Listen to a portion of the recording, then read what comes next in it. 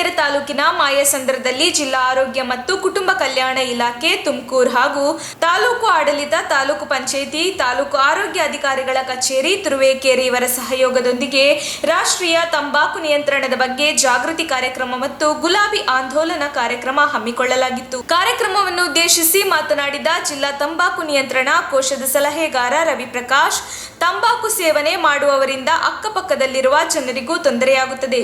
ಹೃದಯ ಸಂಬಂಧಿ ಕಾಯಿಲೆ, ಬಾಯಿ ಕ್ಯಾನ್ಸರ್, ಬ್ರೈನ್ ಟ್ಯೂಮರ್, ಕಣ್ಣಿನಲ್ಲಿ ಪೊರೆ, ಇನ್ನು ಅನೇಕ ಕಾಯಿಲೆಗಳು ಬರುತ್ತದೆ ಎಂದರು. ಮಾಯಸಂದ್ರ ಸರ್ಕಾರಿ ವೈದ್ಯಾಧಿಕಾರಿ ಡಾಕ್ಟರ್ ಸ್ವರೂಪ ಮಾತನಾಡಿ, ತಂಬಾಕು ಸೇವನೆಯಿಂದ ದೂರ ಉಳಿಯಲು ವಿದ್ಯಾರ್ಥಿಗಳ ಮೂಲಕವೇ ಈ ಗುಲಾಬಿ ಆಂದೋಲನ ಮಾಡಲಾಗುತ್ತಿದೆ. ಇನ್ನು ಮುಂದಿನ ದಿನಗಳಲ್ಲಿ ನಿಮ್ಮಂತ ವಿದ್ಯಾರ್ಥಿಗಳು ತಂಬಾಕು ಸೇವನೆ ಮಾಡುವವರಿಗೆ ಇದು ಅಪಾಯ ಎಂಬ ಮನವರಿಕೆಯಾಗಬೇಕು ಎಂದರು. ಇದೇ ವೇಳೆ ಸಾರ್ವಜನಿಕರಿಗೆ ಅಂಗಡಿ ಮುಂಗಟ್ಟುಗಳಿಗೆ ಗುಲಾಬಿ ನೀಡಿ ತಂಬಾಕು ಬಿಡಿ ಎಂಬ ಘೋಷಣೆಯೊಂದಿಗೆ ರಸ್ತೆಯ ಪಕ್ಕದಲ್ಲಿ ಅಂಗಡಿ ಮುಂಗಟ್ಟುಗಳಿಗೆ ವಿದ್ಯಾರ್ಥಿಗಳು, ಆಶಾ ಕಾರ್ಯಕರ್ತೆಯರು ಜಾಗೃತಿ ಮೂಡಿಸಿದರು.